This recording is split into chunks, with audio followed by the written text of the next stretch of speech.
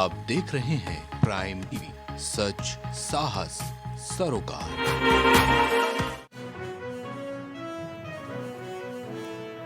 लोकसभा चुनाव के लिए पीएम मोदी ने सेट किया टारगेट, बोले अब की बार एनडीए 400 के पार, दर्शक दीर्घा में दिखेगा विपक्ष। योगी सरकार ने काशी मथुरा महाकुंभ के लिए खोला खजाना, धार्मिक स्थलों के विकास के लिए 5,000 करोड़ रुपए से ज्यादा का प्रावधान। लोकसभा चुनाव से पहले योगी सरकार ने बजट में दी अयोध्या एजेंडे को धार, 100 करोड़ रुपए से संवरेगी राम की नगरी। सीएम आवास पर बीजेपी कोर कमेटी की बैठक हुई, पूरी प्रदेश अध्यक्ष भूपेंद्र चौधरी बोले पार्टी नेतृत्व को भेजे गए राज्यसभा प्रत्याशियों के नाम। और ज्ञानवापी के बाद हिंदुओं की एक और बड़ी जीत, बागपत के इलाक्षक रहे और मजार विवाद में हिंदू पक्ष को मिला 100 बीघा जमीन पर मालिकाना हक।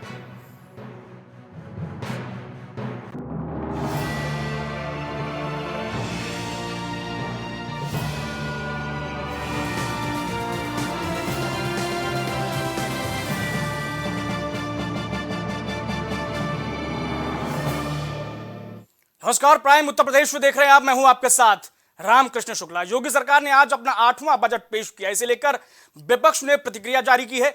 सपा मुखिया अखिलेश यादव ने सरकार पर वार करते हुए कहा कि यह बजट केवल नाम का है, काम का बजट आना चाहिए। आगे उन्होंने कहा कि दिल्ली और लखनऊ वाले बड़े सपने तो दिखा रहे हैं, लेकिन काम करके दिखाना चाहिए। जो डबल इंजन की सरकार है, इसको हिसाब किताब देना चाहिए।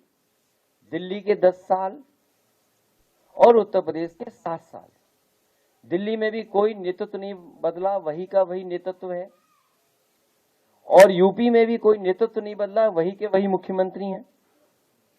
और उसके बाद दिल्ली और लखनऊ वाले मिलकर के बड़े बड़े सपने दिखा रहे हैं। कोई अगर $5 ट्रिलियन का सपना दिखा रहा है कि उनकी अर्थव्यवस्था हो जाएगी, उसकी नकल कर करके उत्तर प्रदेश की सरकार, बीजेपी के लोग सपना दिखा रहे हैं कि $1 ट्रिलियन की इकोनॉमी हो जाएगी। और अगर इतनी बड़ी इकोनॉमी होने जा रही है तो आज भी सड़कों पे गड्ढे क्यों हैं, नाले बन नहीं पाए हैं और हमारी नदियां अभी भी खराब हो रही हैं, नौकरी नहीं, रोजगार नहीं और किसान की आय दोगुनी नहीं। किसान अभी भी आर्थिक संकट से गुजर रहा है, उसकी किसी फसल की कीमत नहीं दे पा। प्रदेश की योगी सरकार ने विधानसभा में प्रदेश का मेगा बजट पेश किया। सरकार ने इस बजट के जरिए हर वर्ग के लोगों को साधने की कोशिश की है। इनमें किसान, महिला, बेरोजगार और खिलाड़ियों के साथ साथ युवाओं पर भी खास फोकस किया गया है। इस दौरान इकोनॉमिस्ट और लखनऊ यूनिवर्सिटी के प्रोफेसर मनोज कुमार अग्रवाल से खास बातचीत की हमारे संवाददाता राजेश यादव ने। एम के अग्रवाल जी, मैं उनसे बातचीत करूंगा, उनसे जानूंगा कि आखिर ये जो आज यूपी गवर्नमेंट ने बजट पेश किया है, ये किस तरह का बजट है और जनता के लिए सबसे बड़ी बात है, जनता के लिए किस तरह से ये लाभ पहुंचाएगा और उनके लिए क्या फायदेमंद है। देखिए, ये जो बजट है, केंद्र सरकार का जो अंतरिम बजट आया है अभी 1 तारीख को, उसी क्रम में उत्तर प्रदेश ने भी अपने कदम आगे बढ़ाए हैं। और जो आपने कहा मेगा बजट, तो निश्चित तौर पर ये इस बजट का आकार पिछले साल के यानी कि 23-24 के बजट के रिवाइज्ड एस्टिमेट से 16% अधिक है, जो कि बहुत बड़ा आकार होता है। और इसी प्रकार से उत्पादक कार्यों पर व्यय बहुत बढ़ाया गया है, लगभग 28% का, पूरे बजट का 28%, जो एक ऐतिहासिक अब तक का रिकॉर्ड है। और अगर हम आगे देखते हैं तो गैर उत्पादक खर्चों पर भी कंट्रोल करने की कोशिश करने के साथ साथ उत्तर प्रदेश में जो अब तक की विकास यात्रा है, उस विकास यात्रा में और जान डालने के लिए जहां एग्जिस्टिंग जो प्रोग्राम थे उसका बजट आकार बढ़ाया गया है। साथ ही 25 लाख करोड़ का जो बड़ा अमाउंट होता है, 25,000 करोड़ का ये नए इसमें संसाधन डाले गए हैं, यानी कि नई योजनाएं सृजित की गई हैं, जिससे कि विकास की प्रक्रिया को और बढ़ाया जा सके। और यही नहीं, कृषि के लिए विशेष प्रयास किए गए हैं। अगर आप देखेंगे तो चाहे सिंचाई परियोजनाओं को देखेंगे, पूरा किया गया जो अब तक अधूरे थे, उसी प्रकार से नई माइक्रो से लेकर के मेजर सिंचाई परियोजनाओं को पूरा किया गया है। जानवरों का, क्योंकि पशुधन पर इस सरकार का बहुत जोर है और वो कृषि में और ग्रामीण अर्थव्यवस्था का परिवेश बदलने के लिए उसको गेम चेंजर के रूप में ले रहे हैं, तो उस पर भी फोकस किया गया है। अयोध्या जैसे नए तीर्थाटन कह लीजिए, या एक जो नया मॉडल उत्तर प्रदेश का इमर्ज कर रहा है कि हम स्पिरिचुअल टूरिज्म की ओर बढ़ रहे हैं और योगी सरकार सफलता से इसको आगे बढ़ा रही है। और यही कारण है कि जो 2022 में हमारे यहाँ लगभग 22 लाख पर्यटक आए थे और 2023 में बढ़ करके 38 करोड़ हो गए, यानी कि आप कह सकते हैं बहुत बड़ा आकार हो गया। और 24 की तो अभी चर्चा ही नहीं हुई उसमें। अभी केवल जो है 22 तारीख से अगर हम देखते हैं, अकेले राम मंदिर के कारण लगभग 3 करोड़ पर्यटक, जिसमें उत्तर प्रदेश के भी शामिल हैं, वो लगातार प्रतिदिन आ रहे हैं। तो आप आकार समझ सकते हैं कि कितना बड़ा परिवेश जो है उत्तर प्रदेश का बन रहा है और कितने 3 लाख प्रतिदिन आ रहे हैं। तो 10 करोड़ से ज़्यादा तो केवल राम मंदिर के कारण जो है पर्यटक होंगे, धार्मिक पर्यटक होंगे, आध्यात्मिक पर्यटक होंगे, जो भी कहिए। तो नए संसाधन, इसी प्रकार से ऊर्जा क्षेत्र में भी मेजर चेंज है। वो चाहे आप सोलर एनर्जी के रूप में देखिए, लोगों को बिजली कनेक्शन देने के मामले में देखें तो, या इसी प्रकार से जो जल संपदा को बचाने के बारे में देखें तो बड़ा प्रयास किया गया। और इसी प्रकार से आप देखते हैं तो उत्तर प्रदेश आज इंफ्रास्ट्रक्चर में टॉप राज्यों में शामिल हो चुका। अब बीमारू स्टेट से, पिछड़े स्टेट की संज्ञा से बाहर निकल करके ये विकासशील प्रदेशों में शामिल हो चुका है। तो इसलिए संभावनाएं प्रबल हैं। जी सर, आपका बहुत बहुत धन्यवाद। ये थे हमारे साथ लखनऊ यूनिवर्सिटी के प्रोफेसर, अर्थशास्त्र के प्रोफेसर। इनका कहना है कि हमारा प्रदेश अब विकास के रास्ते पर चल पड़ा है और हमारे अभी जो बजट पेश हुआ है इसमें नौजवानों के लिए, किसानों के लिए और बेरोजगारों के लिए तमाम संभावनाएं हैं। कैमरा पर्सन नीरज के साथ राजेश यादव, प्राइम टीवी, लखनऊ। बहुत बढ़िया बजट पेश किया गया है और कहीं ना कहीं ये हमारी अर्थव्यवस्था के लिए बहुत बूस्टअप का काम करेगा। जिस प्रकार से यहाँ यूपी इन्वेस्टर समिट वगैरह हुआ है और हम लोगों ने इतना फंड रेजिंग किया है, तो उसका कहीं ना कहीं एक तरीके से ये दिखने को मिल रहा है कि हमारी इकोनॉमी बहुत तेज़ी से विकसित हो रही है और उत्तर प्रदेश आज के समय में दूसरी सबसे बड़ी अर्थव्यवस्था है। और मुझे ये भरोसा है कि अगले 4 से 5 सालों में हम पहले नंबर पर पहुँचने वाले हैं। लेकिन मुझे कहीं ना कहीं ये लगता है कि कृषि के विकास के लिए थोड़ा और ध्यान देने की ज़रूरत है। कृषि बेस्ड इंडस्ट्री को अगर और सरकार प्राथमिकता दे तो उससे और ज़्यादा रोजगार सृजन होगा। धन्यवाद जी। आप यहाँ पर स्टूडेंट हैं और एक महिला भी हैं, तो क्या आपको लगता है कि इस बजट में महिलाओं के लिए कितना प्रयास किया गया है और उनकी सुरक्षा, उनके एजुकेशन को लेकर किस तरह की व्यवस्था की गई है? बजट बहुत अच्छा है और उसमें विमेंस के लिए भी बहुत ज़्यादा कंट्रीब्यूशन है। लेकिन मुझे ऐसा लगता है कि जैसे विमेंस के लिए, जैसे गांव में होता क्या है कि पीरियड्स एक बहुत बड़ी समस्या है, जिससे लोग बहुत ज़्यादा स्कूल मिस कर देते हैं वहाँ की लड़कियाँ। तो उस पर भी थोड़ा बहुत कंट्रीब्यूशन गवर्नमेंट का होना चाहिए कि वो स्कूल से ड्रॉप आउट बहुत कम करें, जिससे होगा कि फ़ीमेल एजुकेशन में हमारे ड्रॉप आउट्स कम होंगे, स्पेशली फ्रॉम रूरल एरियाज़। जो भी सामने आकर हमारे पास, हम लोग सब बड़ी गरीबी, भूख बड़ी परेशान है, इसलिए हम लोग दुकान करना चाहते हैं। हम यहाँ बैठना नहीं चाहते हैं। अगर 5-5, 10-10 हज़ार रुपये मिल जाए तो हम अपनी ठेला दुकान लगा के हम अपने बच्चों को पाल पालें। हम लोगों को एक कॉलोनी मिल जाए, हम लोग भी घर मिल जाए, रहने लगें, एक कमरा ही मिल जाए, फिर अपना कमाएं खाएं, और क्या है, कोई कारोबार मिल जाए, इससे ज़्यादा और हम लोगों को क्या चाहिए। यहाँ से भटकने से तो बढ़िया अच्छा है ना हम लोगों को। वहीं चित्रकूट में एक बार फिर रफ्तार का कहर देखने को मिला है, जहां तेज रफ्तार कार अनियंत्रित होकर पेड़ से टकरा गई। वहीं इस हादसे में कार सवार युवक गंभीर रूप से घायल हो गया, जिसकी इलाज के दौरान मौत हो गई है। परिजनों ने पुलिस और डॉक्टर पर लापरवाही का आरोप लगाकर शव रखकर पुलिस और डॉक्टरों के खिलाफ जमकर नारेबाजी भी की है। वहीं इस दौरान परिजनों ने पुलिस से धक्का मुक्की भी की।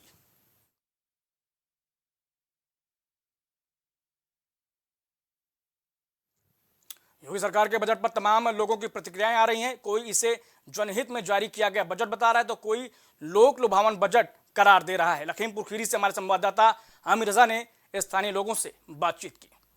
प्रदेश ने 2024 का बजट पास किया है। अब तक के इतिहास का सबसे बड़ा बजट है। अगर इस बजट की बात करें तो 7,36,436 करोड़ रुपए का बजट है। इसमें तमाम तरीके की, सरकार की अगर माने तो तमाम तरीके के दावे किए गए हैं। 2024 के चुनाव के मद्देनज़र इस बजट को भी माना जा रहा है। हम लोगों से बात करते हैं कि आखिर वो उनके नज़दीक ये बजट कैसा है, किस तरीके की, क्योंकि अभी बजट आया, बहुत ज़्यादा डीपली नहीं मालूम है लोगों को, लेकिन फिर भी उनको क्या लगता है, क्या उन्होंने अब तक के बजट में देखा। बताइए, आप जो बजट आया इसमें किस तरीके से आप देख रहे हैं? देखिए, बजट तो अच्छा है, लेकिन उसका क्रियान्वित जो होगा, ठीक है, वो किस हिसाब से, वो पिछला जो बजट आया था उसमें जो है ना कई योजनाएं ऐसी थी जो अभी तक की हम लोगों को धरातल पे नहीं देखने को मिली।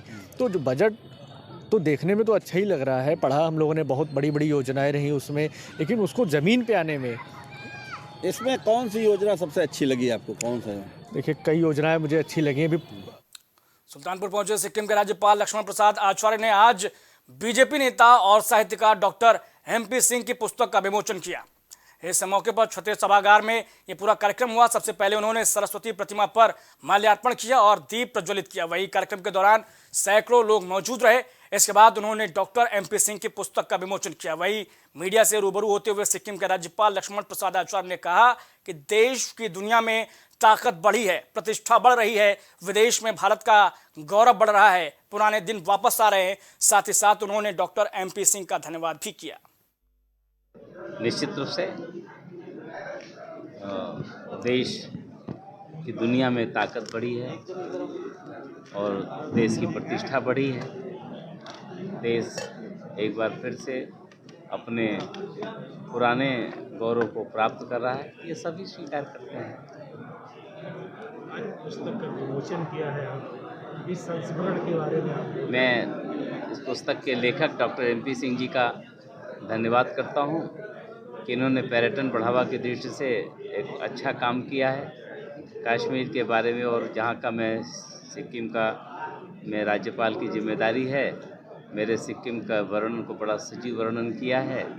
जिस चीज़ों को देखा है, चाहे नाथुला का वो हो, चाहे गंगटोक हो, चाहे हमारे यहाँ श्री गणेश जी का स्थान हो, इन तमाम चीज़ों पर बहुत ही विशद वर्णन किया है। सुंदर है।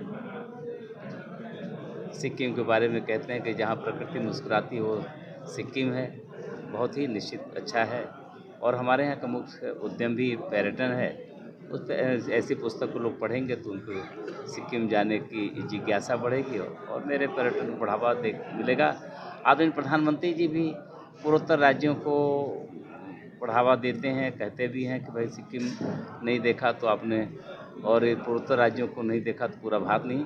आज एक भारत श्रेष्ठ भारत की परिकल्पना साकार हो रही है।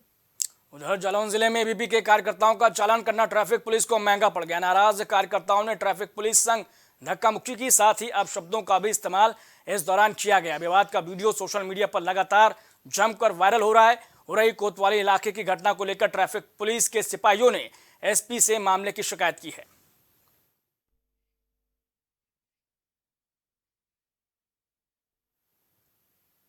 खबर औरैया से है, जहां 3 दिन से लापता शख्स की पत्नी ने पुलिस से न्याय की गुहार लगाई है। थाना अछलदा में प्रार्थना पत्र देने पहुंची महिला ने बताया कि एक बैंक के मैनेजर और साथ में बैंक में तैनात स्वीपर समेत अन्य कर्मचारी जबरन उसे घर से उठा ले गए। बंशी की मड़ैया की रहने वाली महिला पिछले 3 दिनों से लगातार पुलिस की चौखट पर न्याय के लिए भटक रही है, लेकिन सुनवाई करने वाला कोई नहीं है। ग्रामीण बैंक के मेवलगंज वाले उठाए के ले गए हैं कि नौंदती। कहाँ ले गए? बैंक में ले गए हैं कि 3 दिन हो गए, अब तो आए नहीं है कि। और क्या क्या बोल के गए मैनेजर? भैया कह के छोड़ के जाएंगे बताते हैं। फिर उन्होंने कही तो छोड़ना नहीं आई हैं, फिर तो वे लेके चले गए हैं, फिर तो छोड़ दो तो फिर उठाए के ले गए हैं। तुमने रोकने का प्रयास नहीं किया? हाँ, रोकने का प्रयास करी तो उन्हें धमकी दी तो साली मारेगे बताते, तो छोड़ो नहीं आएगी तो फिर लेके चली गई भैया की। तुमने थाने में कोई तहरीर दी? हाँ दी थी, 3 दिन हो गए हैं कि उनको पता ही लाग नहीं है कतई। सहारनपुर में विश्व कैंसर दिवस के मौके पर मैक्स सुपर स्पेशलिस्ट अस्पताल की ओर से प्रेस वार्ता का आयोजन किया गया। इस आयोजन के दौरान ऑन्कोलॉजी विभाग के associate consultant doctor Amit Saklani ने बताया कि देश में तेजी से कैंसर के मामले बढ़ रहे हैं। कैंसर से घबराने की जरूरत नहीं है, इसका इलाज पहली स्टेज पर संभव है। कैंसर का नाम सुनते ही लोग घबरा जाते हैं और इलाज कराना बंद कर देते हैं, लेकिन इससे घबराने की जरूरत बिल्कुल नहीं है। सर्वाइकल कैंसर महिलाओं में तेजी से बढ़ती समस्या है, पर अगर डॉक्टर से सलाह ली जाए तो सही इलाज करा के इससे बचा जा सकता है। कैंसर से बचाव के लिए रोकथाम के तौर पर वैक्सीन भी ली जा सकती है। 4 फरवरी को विश्व भर में वर्ल्ड कैंसर डे मनाया जाता है।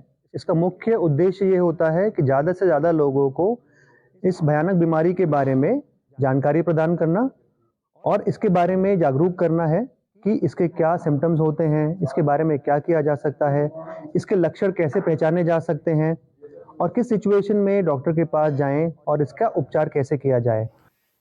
उधर बुलंदशहर से हैरान करने वाला मामला सामने आया। यहाँ प्रेमी ने अपनी प्रेमिका को मौत के घाट उतार दिया। प्रेमिका को मारने के बाद प्रेमी ने गोली मार के खुद भी मौत के हवाले कर लिया खुद को, और प्रेमी और प्रेमिका दोनों की लाश घर में खून से लथपथ हालात में मिली। मामले की सूचना मिलते ही पुलिस ने शव को कब्जे में लेकर जांच शुरू कर दी है। पूरा मामला बुलंदशहर के सियाना कोतवाली इलाके का है।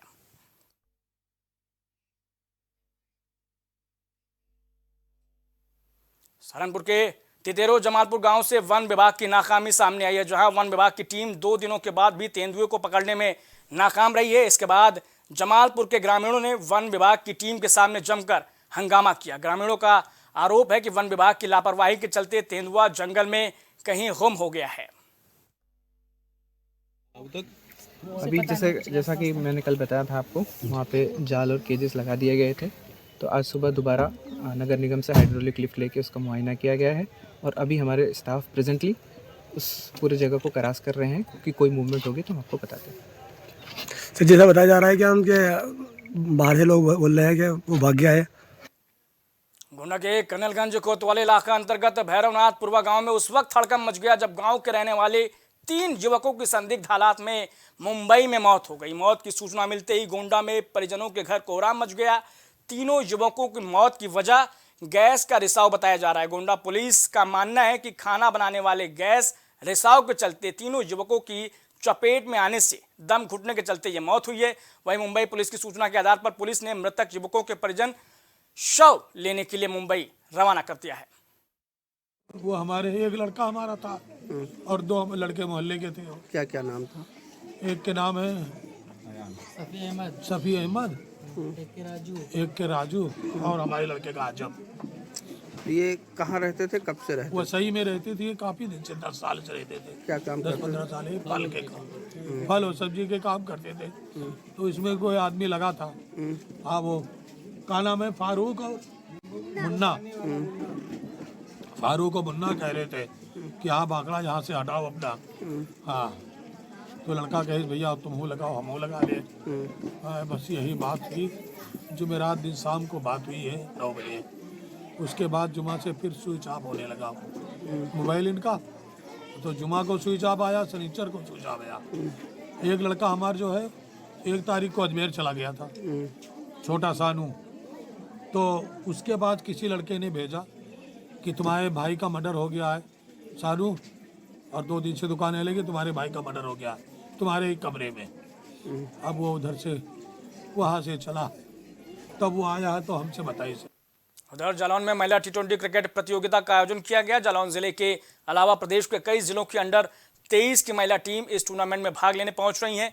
उरई पुलिस लाइन ग्राउंड पर पहली बार आयोजित 6 दिवसीय महिला T20 टूर्नामेंट 5 फरवरी से लेकर 11 फरवरी तक चलेगा।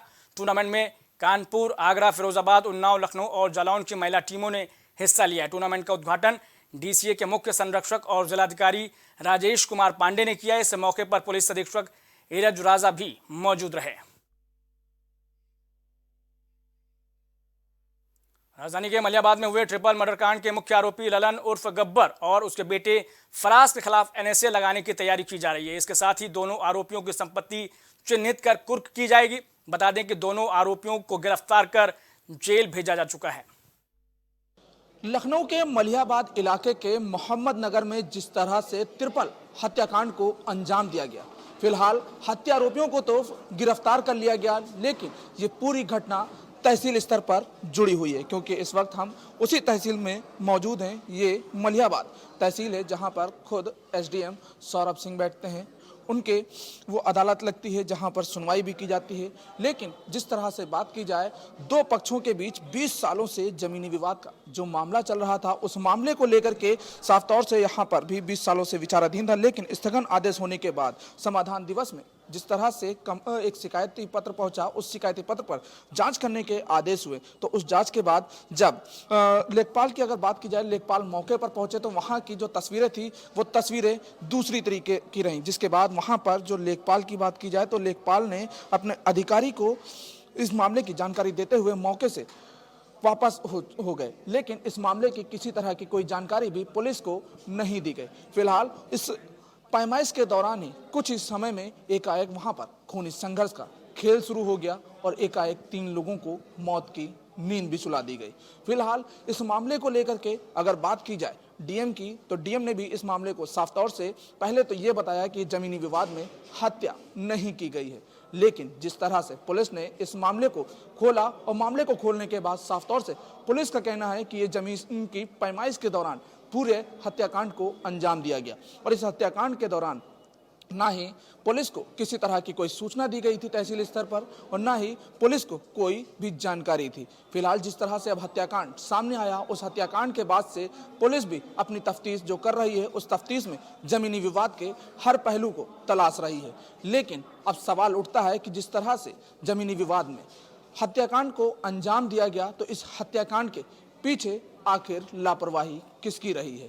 क्योंकि पुलिस की तरफ से अगर बातचीत की जाए तो लापरवाही साफ तौर से तहसील स्तर पर देखी जा रही है। लेकिन तहसील स्तर की अगर बात की जाए तो तहसील स्तर में ये जो मामला बताया जा रहा है कि मंडलायुक्त फिलहाल ये मामला विचाराधीन है और स्थगन आदेश होने के बाद भी आखिरकार जब वहाँ पर पैमाइश के लिए पहुँचा गया तो पैमाइश के दौरान आखिर जो लापरवाहियाँ रहीं वो लापरवाही कैसी रही? क्योंकि अगर इस इलाके की बात की जाए तो मलिहाबाद में जो लेखपालों की तैनाती है, तो एक लेखपाल के पास 2 चार्ज हैं, किसी के पास 3 चार्ज बताए जा रहे हैं। फिलहाल इन सभी आदेशों के बावजूद भी अगर बात की जाए जो यहाँ पर सूत्रों के द्वारा बताया गया, उसमें यह बताया गया जो लेखपाल थे रघुवीर सिंह, उनके द्वारा पहले भी कई बार अर्जी दी गई कि उन्हें इस जगह से हटाकर कार्यालय से जोड़ा जाए। लेकिन उनकी जो अर्जी थी, उस अर्जी पर भी किसी तरह की कोई भी सुनवाई नहीं की गई। आखिरकार अब जो हत्याकांड सामने आया, इस हत्याकांड के बाद जो जांच है वो जांच कितनी होती है और उस जांच के बाद आखिर कार्रवाई किस पर होती है, ये भी लगातार सवाल बना रहेगा। लेकिन सवाल वही है कि आखिर इसमें दोषी कौन रहा है, लेखपाल, एसडीएम या फिर पुलिस विभाग? वीडियो जर्नलिस्ट नीरज के साथ मोहम्मद कलीम, प्राइम टीवी, लखनऊ। तो प्राइम उत्तर प्रदेश में फिलहाल के लिए बस इतना ही, लेकिन खबरें लगातार जारी है।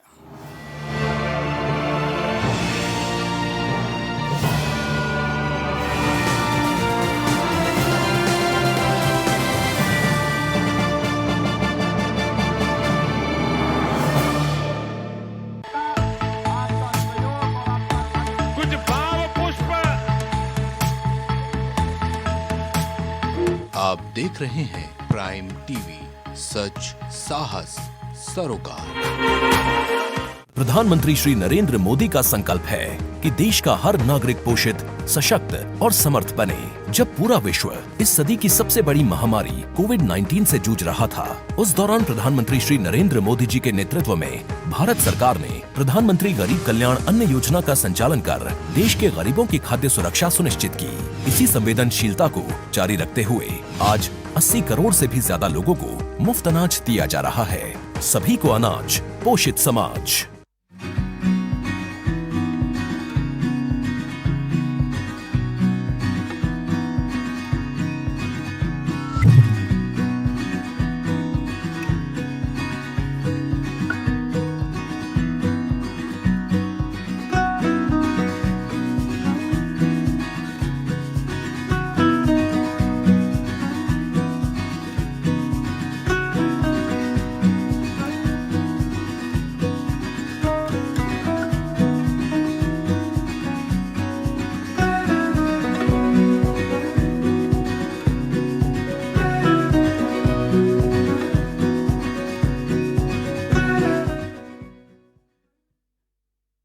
अगर आप करना चाहते हैं अपने बिजनेस को प्रमोट, तो इसके लिए आपको चाहिए होगा एक सपोर्ट, बेहतर स्क्रिप्ट, शानदार ग्राफिक्स, बेहतर विजुअल, दिखाएंगे कमाल, जानकारी पहुंचेगी जन जन तक, आपका काम करेगा धमाल।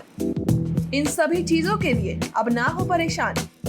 Brand promotion, motion designing and video editing, 2D और 3D animation, television telecasting, social media works, script writing जैसे कामों के लिए आज ही कांटेक्ट करें 9267925186 पर। इसी के साथ ही आप हमें जीमेल भी कर सकते हैं vikasproduction.gfx@gmail.com पर। छूट नहीं पाएगी अब यूपी की कोई भी खबर, क्योंकि हर खबर पर होगी हमारी पैनी नजर। सच्ची खबरों पर रहेगा हमारा पूरा फोकस। आपको दिखाएंगे सूबे से जुड़ी हर खबर। देखिए प्राइम उत्तर प्रदेश सिर्फ प्राइम टीवी पर। राजनीति से लेकर खेल के मैदान तक, हॉलीवुड